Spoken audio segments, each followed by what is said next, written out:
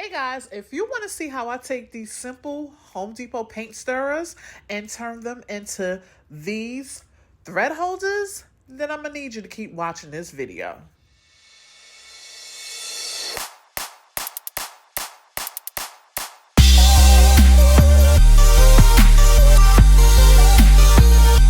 Alright guys, so I am redoing my craft room in the first order of business and organization. So I purchased this pegboard from Home Depot for $17. It's going to live on that wall right there. The pegboard is 16 by 24 inches. So before I could put it on my wall, I had to elevate it. So I took some scrap pieces of wood, cut it down to size, used some E6000. If you know, you know. Put a little thin line of glue, boom, popped it on the back. So let that dry, painted it, and voila, we came up with this. Now, what I also wanted to do was I didn't want to put my thread on the pegboard. I wanted that to live separately. I just didn't want it to look cluttered, and I just want my thread separate. So I took these paint stirrers, the thick ones, you know, the ones that I like.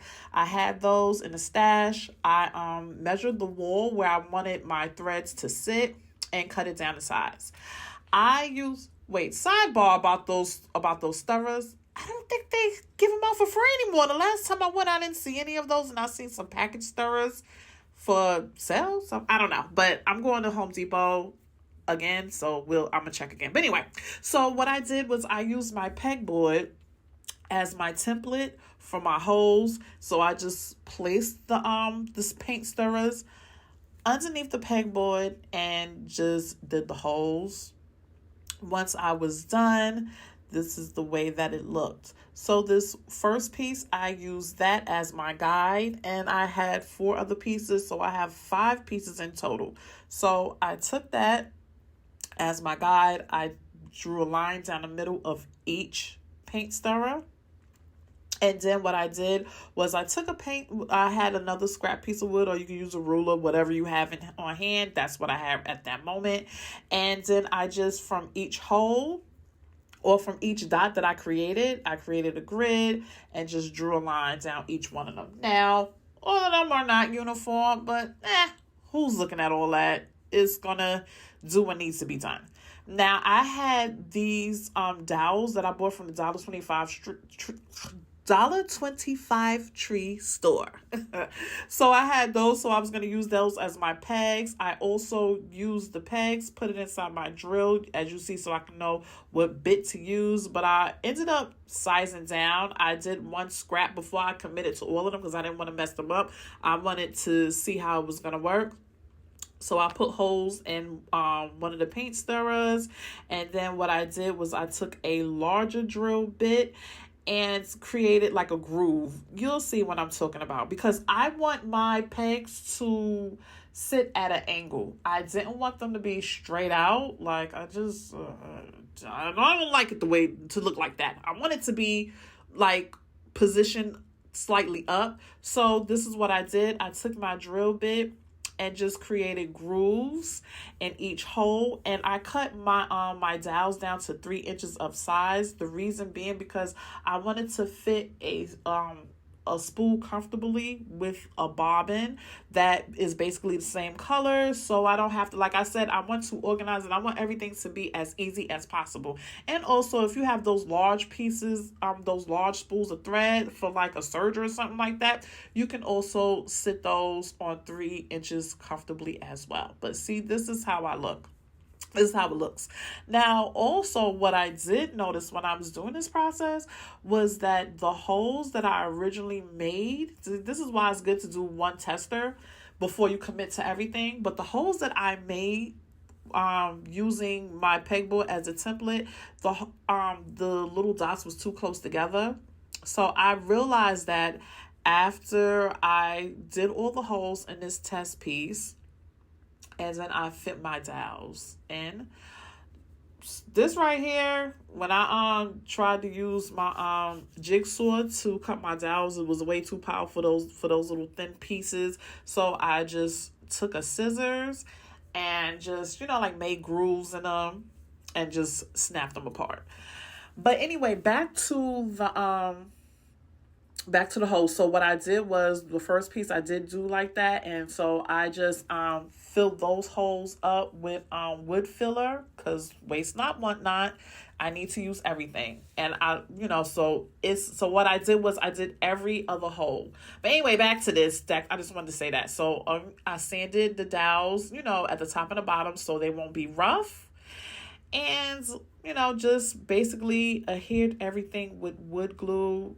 Wood glue is strong, and it's not heavy. And also too, you can also use this template like if you want to just make a little rack to hang, not nothing heavy, like maybe some keys, or in your kitchen if you want to hang pot holders or things like that.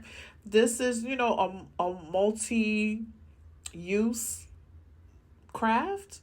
I'm like I said, I'm just using it for my thread, but anyway, so as you can see what I'm talking about, I wanted everything to sit at an angle. That's why I created those grooves.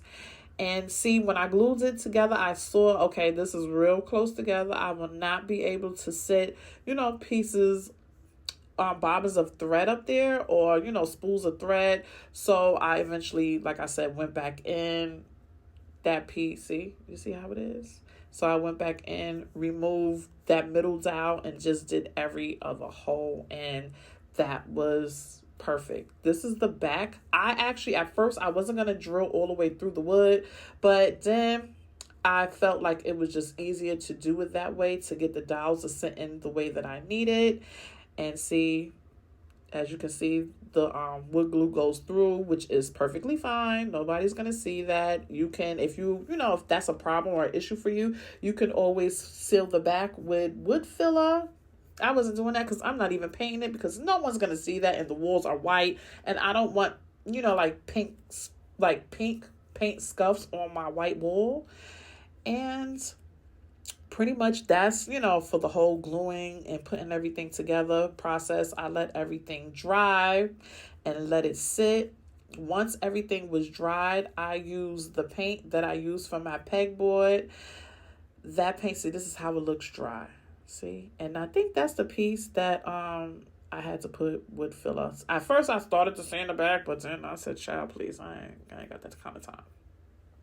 So anyway, I just went with the paint that I use for my pegboard, which is the same color for my room.